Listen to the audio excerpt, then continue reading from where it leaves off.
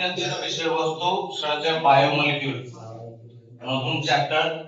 এর আগে আমরা কোষ বিভাজন পড়েছি এবং শেষ করেছি।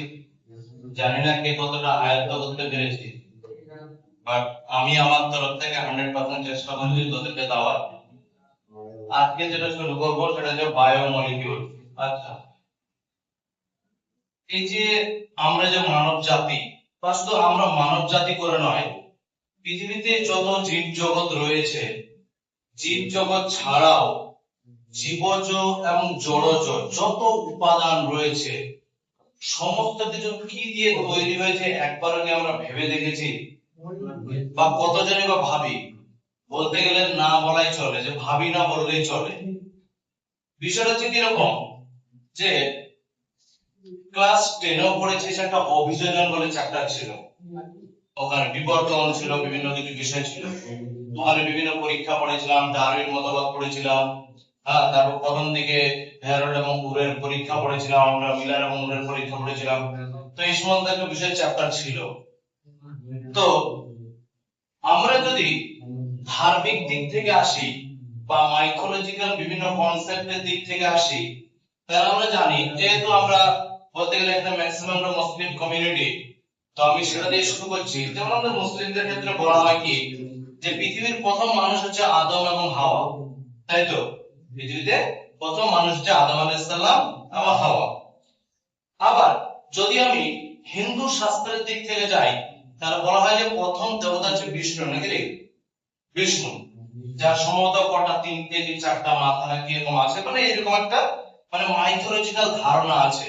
সেটা হিন্দু শাস্ত্রে হোক, সেটা মুসলিম কোরআন বা ধর্মগ্রন্থে হোক, কিন্তু সেটা আমাদের পুরোপুরি মানার বিষয়, যে আমরা কি মানছি বা না মানছি। কিন্তু যেহেতু আমরা এখানে একটা ক্লাসরুমে বসে আছি, আমরা এখানে জ্ঞান অর্জন করছি, তাই আমরা পুরোপুরি আমরা ডিপেন্ডেন্ট আছি সায়েন্সের উপরে। তাই আমরা পুরোপুরি সায়েন্সটাকে দেখবো, যে সায়েন্স কি বলছে, বিজ্ঞান কি বলছে। তো বলছে, বিজ্ঞান বলছে যে সরাসরি পৃথিবীতে কোনোদিনও মানুষ আসেনি। বিজ্ঞান কি বলছে? পৃথিবীতে সরাসরি কোনোদিনও মানুষ আসেনি। তাহলে এসেছিল কি? বলছে যে এই পৃথিবীটা যদি প্রথম দিকে বলি বা সৃষ্টি বলি, সেই 500 কোটি বছর আগে, তাহলে সৃষ্টিটা হচ্ছে একটা জ্বলন্ত আগ্নেয়পিণ্ড, তাই তো? পৃথিবীটা একটা আগুনের গোলা ছিল আর কি, জ্বলন্ত আগ্নেয়পিণ্ড। এবার এই জ্বলন্ত আগ্নেয়পিণ্ডটা সময়ের সাথে সাথে ঠান্ডা হতে থাকে, এবং ঠান্ডা হয়ে গিয়ে প্রকৃতিতে যে সমস্ত গ্যাস বা মৌলগুলো ছিল, সেই মৌলগুলো একে অপরের সাথে বিক্রিয়া করে, বিক্রিয়া করার পর ছোট মৌল গঠন করে বা ছোট যৌগ গঠন করে, যৌগ থেকে জটিল যৌগ গঠন করে, এইভাবে করে করে পৃথিবীর আবির্ভাব হয়েছে। এবং তার সাথে সাথে এটাও বলা হয় যে এই যে প্রকৃতির মধ্যে বিভিন্ন উপাদানগুলো ছিল, এই উপাদানগুলো একে অপরের সাথে মিলে যে জটিল যৌগ গঠন করলো, এই যৌগগুলো থেকে আস্তে আস্তে প্রাণের সৃষ্টি হয়েছে। তো অ্যাকর্ডিং টু সায়েন্স এটাই বলতে চাইলো যে আমাদের যে এই যে জীবের সৃষ্টি, এই জীবের সৃষ্টিটা হয়েছে পুরোপুরি জড় পদার্থ থেকে। কি বললাম? জড় পদার্থ থেকে, বা কোনো মৌলিক বা যৌগিক উপাদান থেকে। বোঝা গেল? এটা বলছে সায়েন্স। কেমন? বলছে যে পৃথিবীর আদি সৃষ্টির সময় পৃথিবীর পরিবেশে কি ছিল? না বলছে কার্বন ছিল, নাইট্রোজেন ছিল, হাইড্রোজেন ছিল, এই রকম। আস্তে আস্তে যখন সময় গড়িয়ে যায়, তখন বলছে অক্সিজেন আসলো, এই রকম বিভিন্ন মৌলগুলো আসতে থাকে। এবার এরা একে অপরের মধ্যে রিঅ্যাকশন করে তৈরি করলো বিভিন্ন উপাদান, যেমন তৈরি করলো মিথেন, CH4। এবার এরা আবার পরবর্তীকালে একে অপরের সাথে যুক্ত হয়ে বিভিন্ন যৌগ গঠন করলো, যেমন যৌগগুলো হচ্ছে C6H12O6। এটা কার গঠন রে? গ্লুকোজের গঠন। তাহলে এই সমস্ত যৌগগুলো ধীরে ধীরে উৎপন্ন হতে শুরু করে। তারপরেই বলছে তৈরি হলো একটা কোষ, যেই কোষটা পরবর্তীকালে বিভাজন হয়ে মাল্টিসেল হয় বা বৃহৎ অনেকগুলো কোষ গঠন করে, সেই অনেকগুলো কোষ মিলে একটা জীব গঠন করে। তাহলে ফার্স্ট বললাম যে প্রথম পৃথিবীতে এসেছিল একটা সিঙ্গেল সেল। কি বলতে চাইলো? যে প্রথম পৃথিবীতে এসেছিল কি? একটা সিঙ্গেল সেল। সেই সিঙ্গেল সেলটা এবার ডিভিশনের মাধ্যমে কি হয়? একটা বহুকোষী জীবের সৃষ্টি হয়। এবার বিষয়টা আমাদের বিবর্তনে নয়, এই যে বিষয়গুলো যে জটিল যৌগ, মৌলিক বা যৌগিক, এই বিষয়গুলো না, আমরা এখানে পুরোপুরি করব বায়োমলিকুলস। তো বায়োমলিকুলস বা জৈব অণু, এই জৈব অণুটা আমরা পাই কোথায়? ওই যে জীব যেটা তৈরি করে নিজের মধ্যে, সেটাই হচ্ছে জৈব অণু। কি বললাম এক কথায়? জীব নিজের শরীরে যা তৈরি করে সেটাই হচ্ছে কি? জৈব অণু। তাহলে এবার হচ্ছে জৈব অণু কি সেই বিষয়টা দেখব। বলছে জৈব অণু বিভিন্ন ধরনের হতে পারে, যেমন হতে পারে প্রোটিন, হতে পারে প্রোটিন, লিপিড,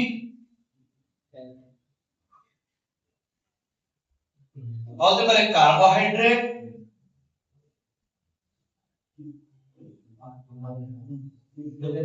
কার্বোহাইড্রেট, হতে পারে নিউক্লিক অ্যাসিড, নিউক্লিক অ্যাসিড। বলছে এটাই হচ্ছে প্রাথমিকভাবে জৈব অণু, যেই অণুগুলো কি করে জীবের মধ্যে পাওয়া যায় এবং জীবের গঠনমূলক এবং কার্যমূলক কাজগুলি করে থাকে। বোঝা গেল কি বললাম?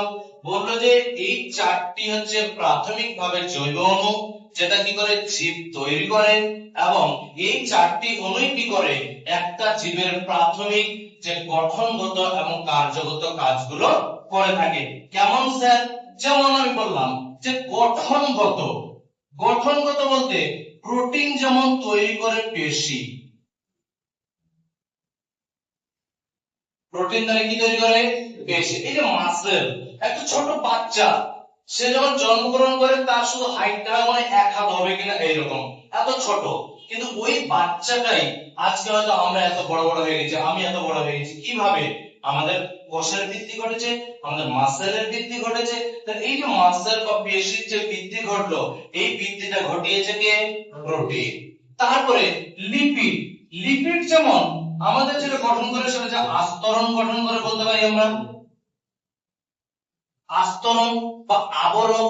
যেমন আমি বলি যে আমি যদি চারতলার ছাদ থেকে আমি যদি চারতলার ছাদ থেকে একে ফেলে দিই, ঠিক আছে? কাকে ফেলবো? একে ফেলে দিই, ঠিক আছে? তাহলে একে ফেললাম আর তার সাথে ওকে ফেললাম চারতলার ছাদ থেকে, হাড় ভাঙার চান্স কার সব থেকে বেশি থাকবে? ওর বেশি থাকবে। কেন? কারণ হচ্ছে ওই যে বললাম যে ওর শরীরের মধ্যে যে একটা আস্তরণ বা ওকে কভার করার মতো যে কোনো কিছু, সেই পরিমাণটা ওর কি আছে? কম আছে। এর মধ্যে কি আছে? একটু একটু হলো বেশি। তাই বলে আমি না এই ক্লাসের সব থেকে বেশি মোটা, ওটা না, আমি বলতে চাই না, যে একটু কম ভাঙবে তুলনামূলক। তাহলে আস্তরণ বা প্রোটেক্টিভ লেয়ার বলা চলে। এই যে আমাদের শরীরকে যে নরম মনে হয়, কিসের জন্য? এই যে আস্তরণ, সেই আস্তরণটা কে গঠন করে? যেমন লিপিড গঠন করে। লিপিড আরেকটা জিনিস করে, দেখবি ঠান্ডা ওকে বেশি লাগবে, ঠান্ডা একে কম লাগবে, কারণ এটা একটা ইনসুলেটর হিসেবেও কাজ করে, মানে তাপের আদান প্রদান করতে দেয় না। বোঝা গেল? তাপের আদান প্রদান হয় না। তারপরে এই কার্বোহাইড্রেট, কার্বোহাইড্রেট গঠনমূলক কাজ করে, তার সাথে যেমন আরেকটা দেয়, সেটা হচ্ছে আমাদের শক্তি দেয়। শক্তি দেয় মানে কোথায়? বিপাক ক্রিয়া করে থাকে, বিপাক ক্রিয়া সংক্রান্ত কাজ। শক্তি দেয় আমাদের কার্বোহাইড্রেট। এই যে ইনস্ট্যান্ট এনার্জি, এই যে আমি যে তোদের সাথে কথা বলছি, এই যেমন অনবরত হয়তো 1 ঘন্টা আমি লেকচার দেব, তাহলে আমি এই এনার্জিটা পাচ্ছি কোথা থেকে? সেই এনার্জিটা পাচ্ছি কি আর কাছ থেকে? কার্বোহাইড্রেট। বিশেষ করে কার্বোহাইড্রেট যেমন শস্য থেকে পাওয়া যায়, ভাত, গম, রুটি, গম থেকে যে রুটি আসে সেটা থেকে পাই আমরা, চাল, এরকম তারা সব বার্লি, জোয়ার, এই সমস্ত থেকে। তারপরে আসে নিউক্লিক অ্যাসিড। নিউক্লিক অ্যাসিড যেমন আমাদের গঠনমূলক কাজ যেমন কি করে? ডিএনএ, আরএনএ, যেটার কাজ যেমন কি বংশগত যে বৈশিষ্ট্য, বংশগত যে বৈশিষ্ট্য, সেই বংশগত বৈশিষ্ট্য বহন করে থাকে, বংশগত বৈশিষ্ট্য বহন করে থাকে। তাহলে এই যে এক একটা জিনিস বললাম যে এরা হচ্ছে সবাই বায়োমলিকিউলস, যে বায়োমলিকুলস মানে হচ্ছে জৈব অণু, অর্থাৎ জীব যে জিনিসটা তৈরি করে। এবার ওই জিনিসটা বা ওই অণুটা তৈরি করার পর সেটা কি কি কাজে আমাদের লাগতে পারে একটা কোষের মধ্যে, সেই কাজগুলো বললাম। যে প্রোটিন সাধারণত আমাদের শরীরে কি করে থাকে, লিপিড সাধারণত আমাদের শরীরে কি করে থাকে, কার্বোহাইড্রেট কি করে, নিউক্লিক অ্যাসিড কি করে, এই যে বিষয়বস্তু পুরোটা। এবার আমরা দেখব যে বায়োমলিকুল সেটা যে শরীরটা তৈরি করছে আর শরীরের এই সমস্ত কাজে লাগছে। এবার বলেন এই জিনিসটা আমরা পাবো কোথায়, যে আমি চাই স্যার এই জিনিসটা আমি কালেক্ট করবো, তাহলে কোথায় পাবো? তাহলে এই পাওয়ার দিক থেকে আমরা যদি বলি, এই জিনিসগুলো আমরা কোথায় পেয়ে থাকি? অন্তর অন্তর অন্তর মানে জিনিস আমরা আদান প্রদান করতে জানা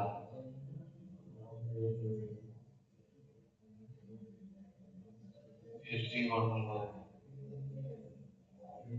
আচ্ছা, এবার আসি।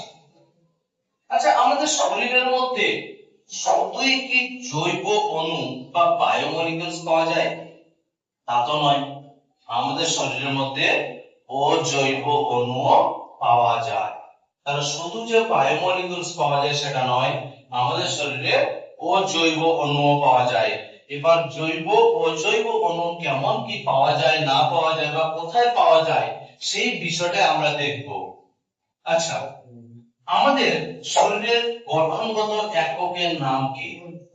কোষ বা সেল। আচ্ছা, তাহলে ফান্ডামেন্টাল ইউনিট অফ লাইফ,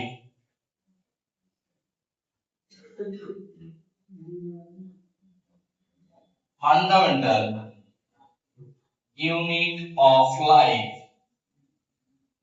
এটা হচ্ছে সেল। আচ্ছা, আচ্ছা, আমরা কি একটা সেলের প্রাথমিক গঠন জানি? অবশ্যই জানি বা দেখেছি। কিরকম?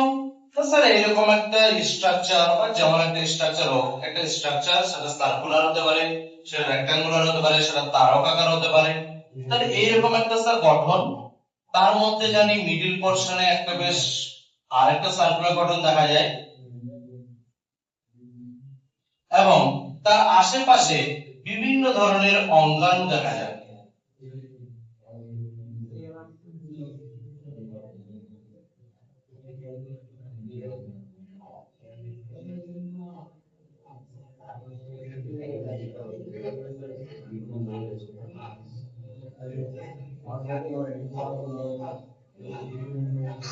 এই হচ্ছে একটা স্ট্রাকচার প্রাথমিক ভাবে, হচ্ছে এটা একটা কোষের স্ট্রাকচার বা কোষের একটা গঠন। তো এই কোষের যদি আমি প্রাথমিক একটা ধারণা দিই, বিশেষ করে আমি কোষ বিভাজনও বলেছিলাম, তাহলে এই যে বাইরের যে একটা দেখতে পাচ্ছি আস্তরণ, যেটা পুরোটাকে কভার করে রেখেছে, এই বাইরের আস্তরণটার নাম কি? কোষ পর্দা। আচ্ছা, বাইরের আস্তরণটার নাম হলো কোষ পর্দা। আচ্ছা, এই বাইরের যে কভারটা, এই কভারের মধ্যে, যার মধ্যে এই গঠন এই গঠন এই গঠন এই সব গঠনগুলো রয়েছে, এই যে আস্তরণের ভেতরে একটা তরল পদার্থ অবস্থান করে, তার নাম কি? সাইটোপ্লাজম। তাহলে কোষ পর্দার মধ্যে যে তরল পদার্থটা থাকে তার নাম হচ্ছে সাইটোপ্লাজম। ক্লাস শুধু সাকিল স্যার করাচ্ছে, তাহলে আরেকজন আওয়াজ কার আসছে?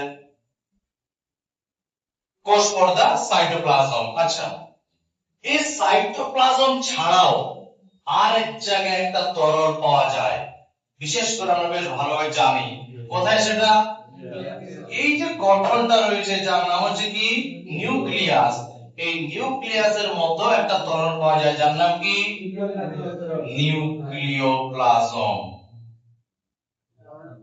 নিউক্লিওপ্লাজম। আচ্ছা, এবার কথাটা হচ্ছে যে এই যে সাইটোপ্লাজম দেখতে পেলাম, নিউক্লিওপ্লাজম দেখতে পেলাম, কোষ পর্দা দেখতে পেলাম, এবার এই কোষ পর্দার মধ্যে আমরা দুই ধরনের তরল পেলাম, তাই তো?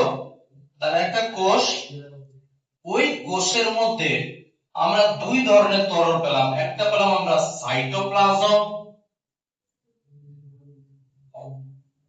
সাইটোপ্লাজম প্লাস একটা পেলাম আমরা নিউক্লিওপ্লাজম, তাই তো? Cytoplasm, nucleoplasm. আচ্ছা, দেখি আমরা কি কেউ জানি সাইটোপ্লাজম প্লাস নিউক্লিওপ্লাজম এই দুটোকে একই সাথে কি বলা হয়? Right answer, protoplasm.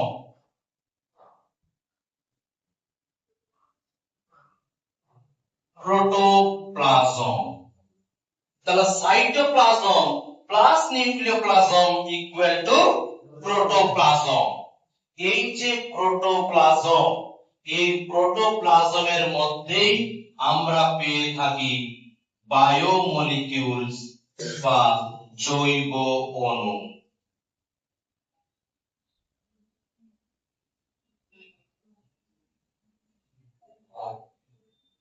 বোঝা গেল কি বললাম?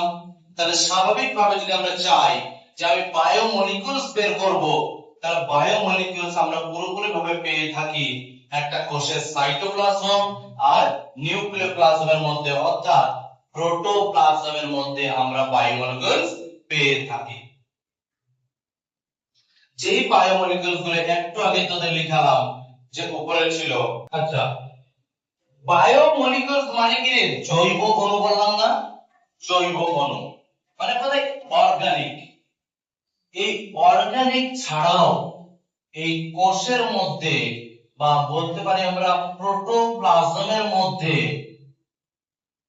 প্রোটোপ্লাজমের মধ্যে আমরা ইনঅর্গানিকও পেয়ে থাকি।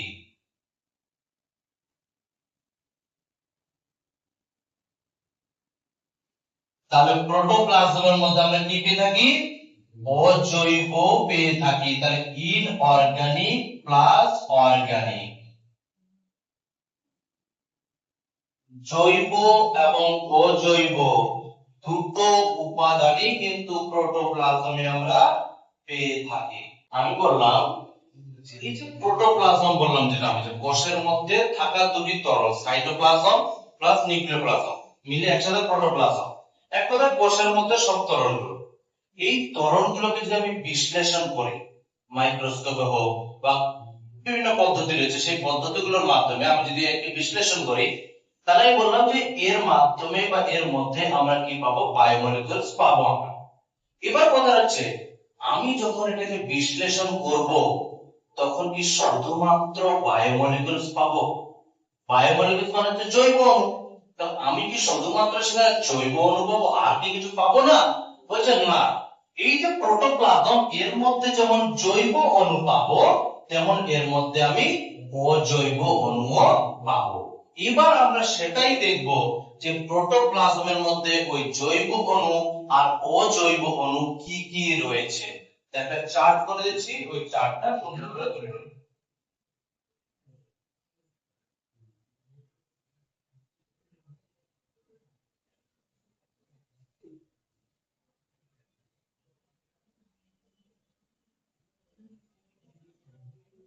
বুঝেছেন? চলো।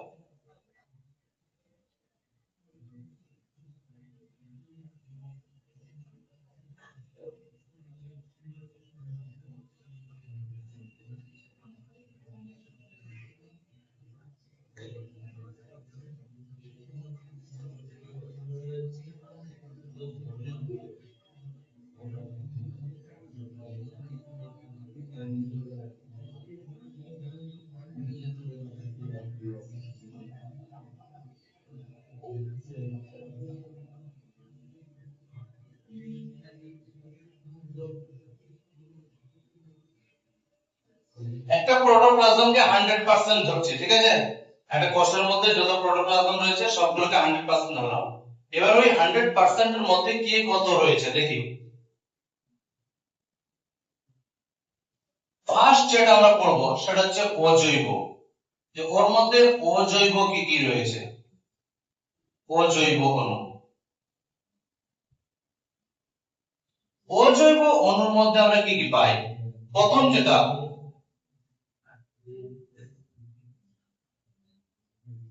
ওয়াটার, জল। একটা কোষের মধ্যে তো অবশ্যই জল থাকবে। কোষ বিভাজন পড়া থেকে বলেছিলাম জলের বিয়োজন ঘটে। তো একটা কোষের মধ্যে জলের পরিমাণ থাকে 70 থেকে 90%। প্রোটোপ্লাজমটাকে 100% ধরেছি, আর সেখানে বললাম জলের পরিমাণ 70 থেকে 90%। ঠিক আছে, চল দ্বিতীয় হচ্ছে আয়ন, আয়নস। এবার এই আয়নস এর মধ্যে কি কি রয়েছে? এই আয়নস এর মধ্যে যেমন রয়েছে সল্ট, এই আয়নস এর মধ্যে যেমন রয়েছে গ্যাস, এর মধ্যে রয়েছে অ্যাসিড, এর মধ্যে রয়েছে বেস বা ক্ষার। তাহলে এর মধ্যে রয়েছে লবণ, এর মধ্যে রয়েছে গ্যাস, এর মধ্যে রয়েছে অ্যাসিড, আর এর মধ্যে রয়েছে ক্ষার। বোঝা গেল? এইগুলো রয়েছে টোটাল প্রোটোপ্লাজমের 1%। টোটাল প্রোটোপ্লাজমের 1% রয়েছে আয়নস, আর বাকি 70 থেকে 90% রয়েছে ওয়াটার। এটা গেল একটা কোষের মধ্যে থাকা অজৈব অণু। এবার আমরা আসি জৈব অণুতে।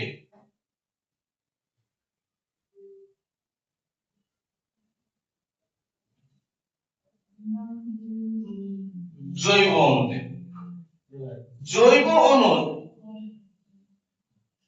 প্রথমেই বললাম, তোদের পড়ালাম প্রোটিন, বললাম মাসেল গঠন করে প্রোটিন।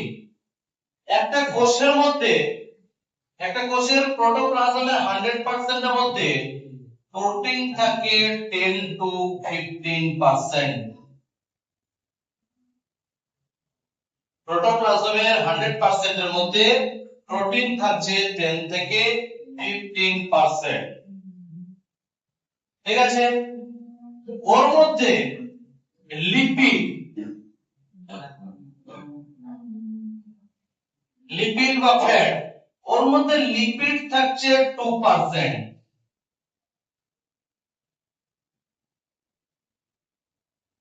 বোঝা গেল? এর মধ্যে আরেকটা জিনিস থাকে, সেটা হচ্ছে সুগার বা শর্করা, বা যেটাকে আমরা বলি কার্বোহাইড্রেট। সুগার বা শর্করা এটা রয়েছে 3%, অ্যাপ্রক্স 3%। আর লাস্ট রয়েছে একটা জৈব অণু, বিশেষ করে এদিকে বাড়িয়ে দিচ্ছি 6, যেটা রয়েছে বললাম নিউক্লিক অ্যাসিড।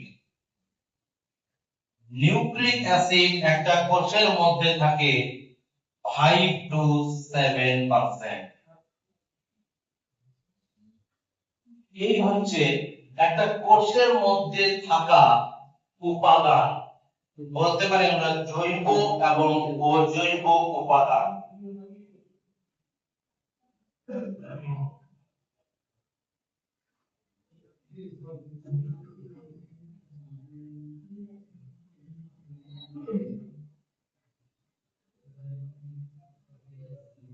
আমি নিউক্লিক অ্যাসিড থেকে এদিকে লিখেছি, তারপর বলি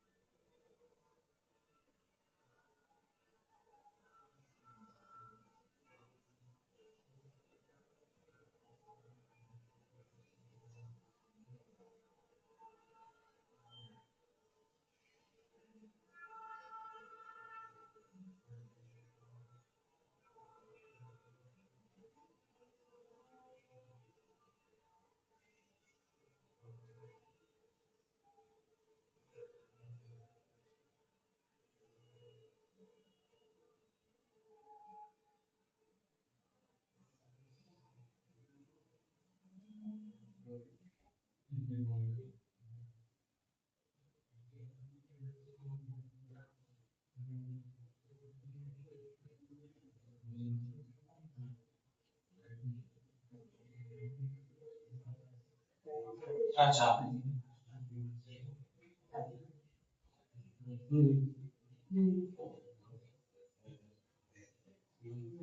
আচ্ছা, এই পর্যন্ত আমরা একটা চার্ট দেখতে পেলাম, তাই তো? এদিকে look at this board, এইভাবে একটা চার্ট দেখতে পেলাম।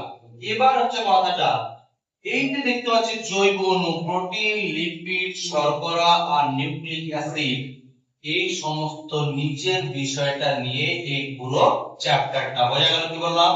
তাহলে কোষের মধ্যে থাকা বা প্রোটোপ্লাজমে থাকা এই যে নিচের চারটা বললাম, এই চারটা জিনিস নিয়ে বিশেষ করে এই চ্যাপ্টার পুরো আলোচনা। এবার কথাটা হচ্ছে এই জৈব অণু বা বায়োমলিকুলস, এবার এর সম্বন্ধে একটু ধারণা নেই যে এটা গঠনটা কেমন বা এটা কি কি নিয়ে গঠন হয়, এর সম্বন্ধে একটু ছোট্ট বিষয় করে জানি। বায়োমলিকুলস, জৈব অণু। আচ্ছা, বলছে জৈব অণু যে চারটা দেখলাম, এই জৈব অণুকে প্রাথমিকভাবে দুটো ভাগে ভাগ করা হয়। কার উপর ভিত্তি করে? না, ওজনের উপর ভিত্তি করে। কিসে বললাম? ওজনের উপর ভিত্তি করে এটাকে দুটো ভাগে ভাগ করা হচ্ছে। বলছে একটা ক্ষুদ্র জৈব অণু, ক্ষুদ্র জৈব অণু, আরেকটাকে বলা হচ্ছে বৃহৎ, বৃহৎ জৈব অণু।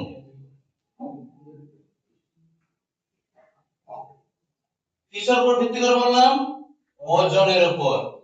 ওজনের উপর ভিত্তি করে দুটো ভাগে ভাগ করা হচ্ছে বায়োমলিকুলসকে। একটাকে বলা হচ্ছে ক্ষুদ্র জৈব অণু, একটাকে বলা হচ্ছে বৃহৎ জৈব অণু। এবার কার ওজন কেমন স্যার? একটা ওজন 60 কিলো, একটা ওজন 70 কিলো, তাই কি না?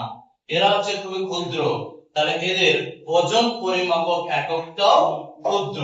বলছে ক্ষুদ্র জৈব অণুর ওজন হচ্ছে 800 ডাল্টন এর কম। কি বললাম? ক্ষুদ্র জৈব অণুর ওজন কত বললাম? 800 ডাল্টনের কম। আর বৃহৎ যে জৈব অণু রয়েছে তার ওজন হচ্ছে কত হয়েছে? এটারে 10,000 হয়েছে? 10,000 ডাল্টনের বেশি।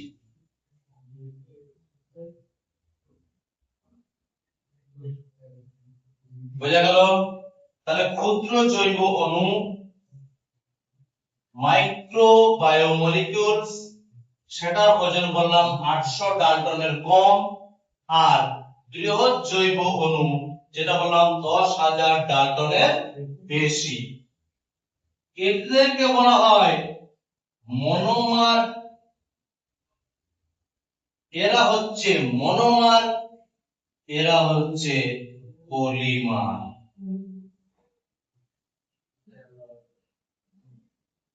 বোঝা গেল? ওরা হচ্ছে মনোমার, এরা হচ্ছে পলিমার।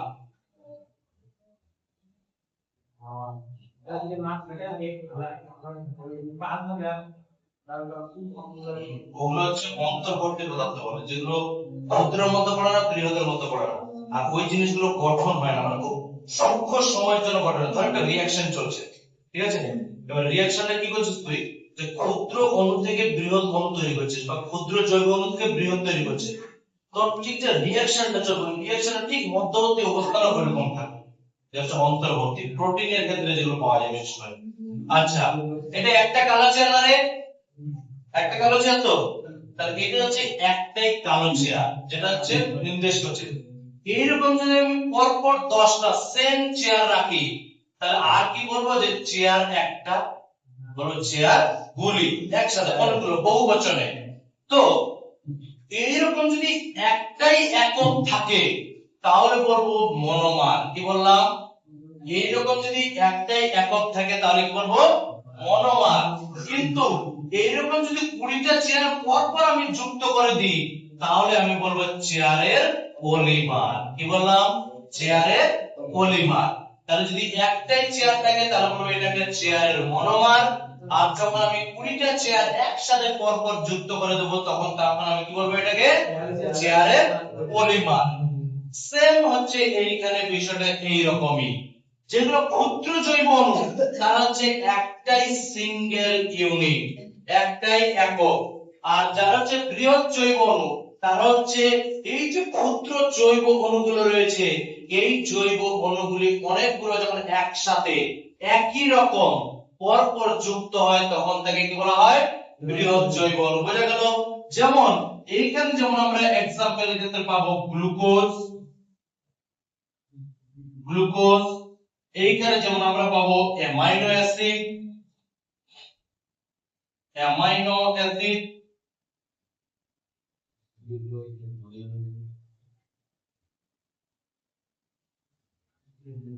এইখানে যেমন আমরা পাবো নিউক্লিওটাইড, নিউক্লিওটাইড। বুঝা গেল? এরা হচ্ছে প্রত্যেককেই মনোমার। গ্লুকোজ একটা মনোমার, অ্যামাইনো অ্যাসিড একটা মনোমার, নিউক্লিওটাইড হচ্ছে একটা মনোমার।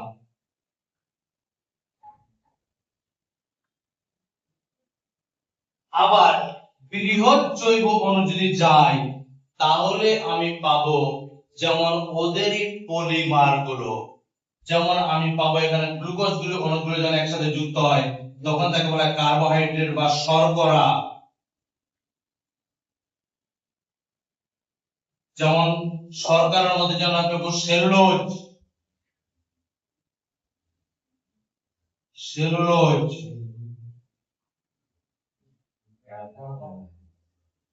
অ্যামাইনো অ্যাসিড গুলো পরপর যুক্ত হয়ে যেমন গঠন করবে প্রোটিন,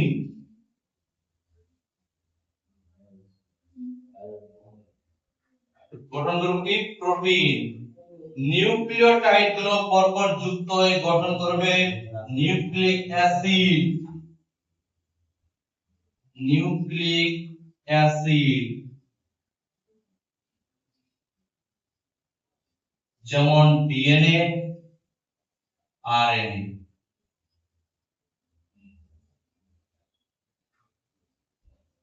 তাহলে ওরাই ওখানে ছিল মনোমার, ওদেরকে পরপর যুক্ত করে তৈরি করে দিলাম পলিমার। ওখানে নিয়েছিলাম গ্লুকোজ, এখানে সেটাকে পরপর যুক্ত করে তৈরি করে দিলাম শর্করা। ওখানে নিয়েছিলাম অ্যামাইনো অ্যাসিড, যেটা ছিল একটা মনোমার, পরপর অ্যামাইনো অ্যাসিড গুলোকে যুক্ত করতে করতে তৈরি করে দিলাম প্রোটিন। ওখানে নিয়েছিলাম নিউক্লিওটাইড, পরপর অনেকগুলো নিউক্লিওটাইড একসাথে যুক্ত করে তৈরি করে দিলাম ডিএনএ, বা যেটা হচ্ছে নিউক্লিক অ্যাসিড। তাহলে এই হচ্ছে জৈব অণুর মধ্যে ক্ষুদ্র জৈব অণু আর রয়েছে বৃহৎ জৈব অণু। আচ্ছা, বোর্ডে যে লিখালাম, কারো মনে কি কোশ্চেন জাগলো না? স্যার বায়োমলিকুল যখন পড়ালেন, শুরু করলেন, তখন 4 জনকে নিলেন বেশ প্রধান রূপে। এক্সাম্পলে লেখার সময় শর্করাকেও লিখালেন, প্রোটিনকেও লিখালেন, নিউক্লিক অ্যাসিডকেও লিখালেন। স্যার লিপিডটা কই? লিপিডের উদাহরণটাও লিখেন ওখানে। হবে তো? হবে ইত্যাদি। ইচ্ছা করে ছেড়েছি না লিখিনি? ছেড়েছি ইচ্ছা করে। প্রথম কথা হলো লিপিড বৃহৎ জৈব অণুর মধ্যে পড়ে না। কি বললাম? লিপিড বৃহৎ জৈব অণুর মধ্যে পড়ে না। তাহলে একটা ওয়ার্ড লেখা এখানে যে lipid is not a biomolecule.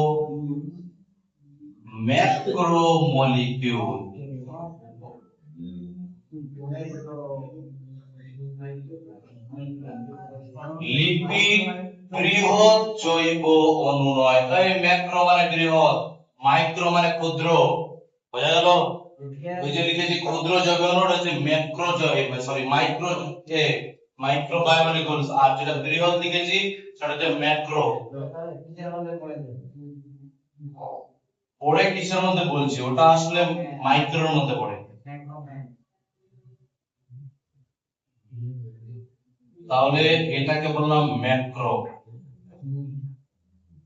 এটা হচ্ছে ম্যাক্রো, আর এটা হচ্ছে মাইক্রো।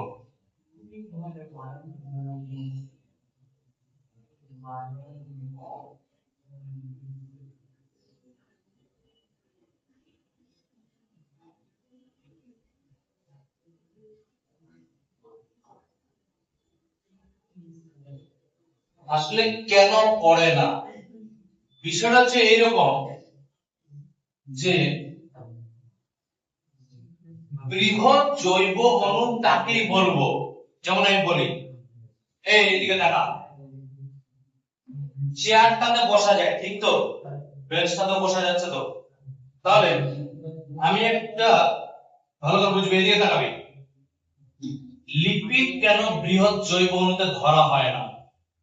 এই চেয়ারটাতে বসা যায়, বেঞ্চটাতেও বসা যায়, তাই তো? এবার আমি একটা চেয়ার নিলাম, ওই চেয়ারটার সাথে একটা বেঞ্চ জয়েন করলাম, আবার এটার উপর বসা যাবে তো? আমি একটা টেবিল নিলাম, আবার একটা চেয়ার নিলাম, বেঞ্চ নিলাম, এইরকম প্রত্যেকটা জিনিসে বসা যায় ঠিক, কিন্তু আমি যে সিরিজটা গঠন করলাম সেটা কি সামঞ্জস্য থাকলো? একটা চেয়ার একটা বেঞ্চ, কেমন হয়ে গেল না বিষয়টা? একটা সামঞ্জস্যতা থাকলো না। তো লিপিড যে তৈরি হয়, লিপিড তৈরি হয় দুটো জিনিস নিয়ে। তাহলে লিপিড গঠন হয় ফ্যাটি অ্যাসিড প্লাস গ্লিসারল নিয়ে। তাহলে কি বললাম? লিপিড দুটো জিনিস নিয়ে গঠন হয়, এক হচ্ছে ফ্যাটি অ্যাসিড, এক হচ্ছে গ্লিসারল। কিন্তু বৃহৎ জৈব অণুর একটা ক্রাইটেরিয়া হচ্ছে এটাই যে যদি তুমি চেয়ার দিয়ে পলিমার বানাতে চাও, মানে এটার যদি, এটা তো মনোমার একটা, এর যদি পলিমার বানাতে চাও মানে কি তোমাকে এই চেয়ারে 20টা নিতে হবে বা 50টা নিতে হবে। এই না, চেয়ারও বসা যায় বেঞ্চও বসা যায়, তাহলে চেয়ারের সাথে বেঞ্চ যুক্ত করে দিলাম, ওটা কোনো সামঞ্জস্যতা থাকে না। এখানে কি পরপর ফ্যাটি অ্যাসিড গুলোকে নিয়ে লিপিড গঠন হয়েছে? হয়নি। ফ্যাটি অ্যাসিডের সাথে কি যুক্ত হয়েছে? গ্লিসারল যুক্ত হয়েছে। তাহলে দুটো ইউনিট আলাদা আলাদা, ওই জন্য প্রথম কারণ হচ্ছে এটা।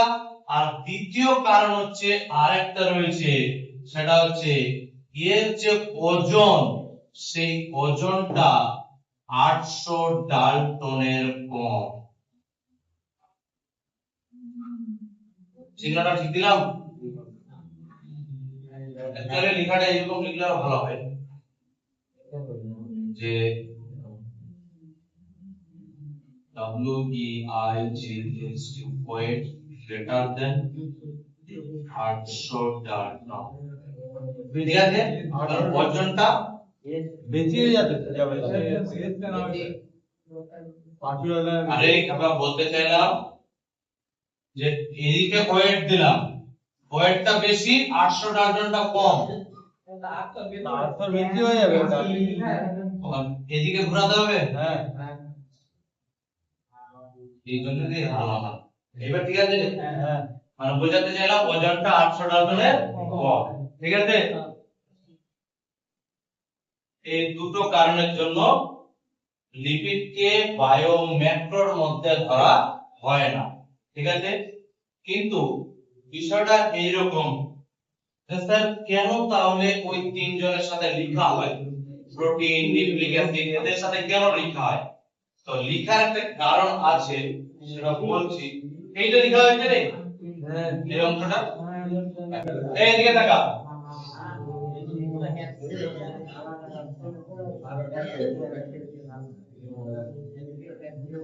এইটার নাম আমরা কেউ জানি? এই যে লিখেছি কেমিক্যাল কম্পাউন্ডটা,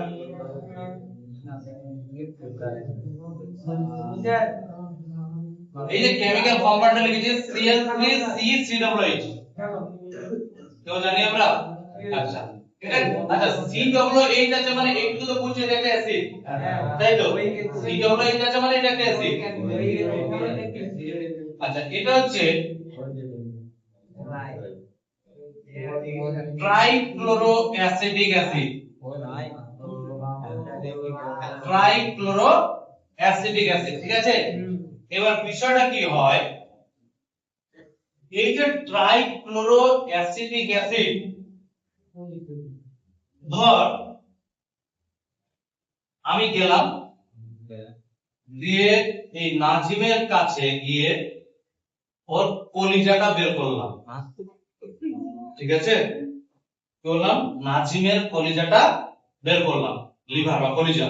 ঠিক আছে, তো লিভারটা বের করলাম, বের করে একটা হামানদিস্তা নিলাম।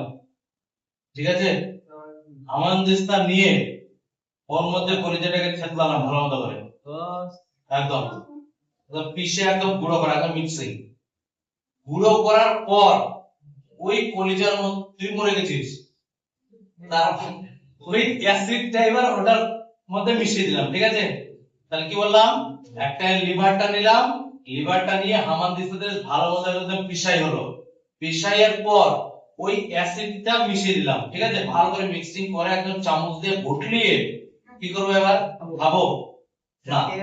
তারপরে আমরা এই মফিজের একটা সুতি লুঙ্গি নিলাম বা কাপড় নিলাম, ধুতের কাপড় আর কি, বেশ পাতলা সুতোর একদম কাপড়, মসৃণ কাপড়। হ্যাঁ, কাপড়ে এবার ছাকলাম মিশ্রণটাকে, ছেঁকে দেখলাম যেহেতু এটা গুঁড়ো করেছি প্লাস অ্যাসিড মিশিয়েছি, তাহলে নিশ্চয়ই কিছু পরিমাণ পানি হলো তো নিচে পড়বে। তাহলে নিচে কিছু ছাঁকনির পানি পড়লো, পানি তো না একটা মিশ্রণ আর কি, নিচে পড়লো, আর কিছুটা থকথকে টাইপের পদার্থ ওই কাপড়ের উপরে জমা হয়ে গেল। ঠিক যেমন আর কি চা ছাকলে যেমন চা পাতিগুলো উপরে থেকে যায়, চাটা নিচে পড়ে যায়, এরকম হচ্ছে বিষয়, উপরে থেকে গেল।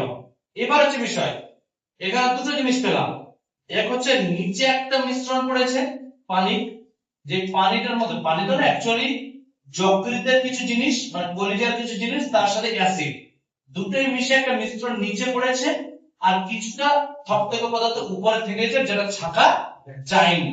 এবার উপরে যারা থেকে গেছে ওই জিনিসটাকে যদি বিশ্লেষণ করি, ওই বিশ্লেষণ করলে ওখানে পাবো প্রোটিন, ওখানে পাবো শর্করা, ওখানে পাবো নিউক্লিক অ্যাসিড, আর ওখানে পাবো লিপিড।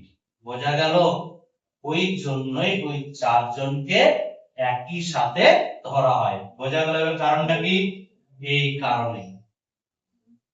বোঝা গেছে? কাটেনি টেনশন করছিস কেন? এই অ্যাসিডটার নামটা বললাম আমি, ঘটনাটা বোঝা গেল। কি বললাম যে এই হচ্ছে অ্যাসিডটাকে তুলে রাখবি, বললাম এই অ্যাসিডটাকে কি করব জানিস, এই অ্যাসিডটাকে বললাম যে একটা লিভার নেব, সেই লিভারটাকে গুঁড়ো করা হবে আর কি, থেতলানো হবে। এবার গুঁড়ো করে তার মধ্যে আমরা এই অ্যাসিডটাকে মিশিয়ে দেব। ঠিক আছে, এই গুঁড়োর মধ্যে Cl3CCOOH এই অ্যাসিডটাকে মিশিয়ে দেব। মিশিয়ে দেওয়ার পর সেটাকে ফিল্টার করা হবে। ফিল্টার ফিল্টার করলে যেটা উপরে থেকে যাচ্ছে থকথকে পদার্থটা, থকথকে পদার্থটা থেকে যাচ্ছে, ওই থকথকে পদার্থ থেকেই আমরা পাই শর্করা মানে কার্বোহাইড্রেট, আমরা পাই প্রোটিন, আমরা পাই নিউক্লিক অ্যাসিড, আর আমরা পাই লিপিড। বোঝা গেল? কি আবার এগুলোকে কার্বন, ফসফরাস, নাইট্রোজেন ভাবিস না, মানে শর্টে লিখলাম আর কি ঘটনাটাকে। ওটাতে ছোট ছোট অণুগুলো পাবো এই যে এগুলো। এই বোঝা গেল? এই হচ্ছে একটা বায়োমলিকুলস এর পুরো ইন্ট্রোডাকশন পার্ট। ঠিক আছে, এটা হচ্ছে একটা ইন্ট্রোডাকশন পার্ট। এবার যেটা বিষয় হচ্ছে যে এটা পড়া পড়িয়ে দিলাম, বইটা পড়বি প্রোটিনের আগে অবধি পুরোটাই। প্রোটিনের আগে অবধি যা কিছু আছে সবকিছু বলে দিয়েছি। যদি কোনো জিনিস থাকে পরের দিন এসে আমাকে বলবি, পরের দিন জিজ্ঞাসা করবো যে কোনো কিছু আছে নাকি এক্সট্রা, বা কোনো জিনিস জিজ্ঞাসা করা আছে নাকি। যদি জিজ্ঞাসা করলে তো ভালো আছে, না জিজ্ঞাসা করলে তাহলে বুঝাবো যে পড়েছি। তো বললাম যে প্রোটিনের আগে অবধি পুরো পড়িয়ে নিলাম ইন্ট্রোডাকশন পার্টটা। ঠিক আছে, খাতাটা দেখে নিবি, দেখে নেওয়ার পর ক্লাসটা মনে করবি, না মনে করলে ইউটিউবে সার্চ করবি বায়ো ইন ব্লাড, যে আরেকবার ক্লাসটা দেখে নেবে ভালো করে, তারপর বইটা পড়ে নিবি। ঠিক আছে।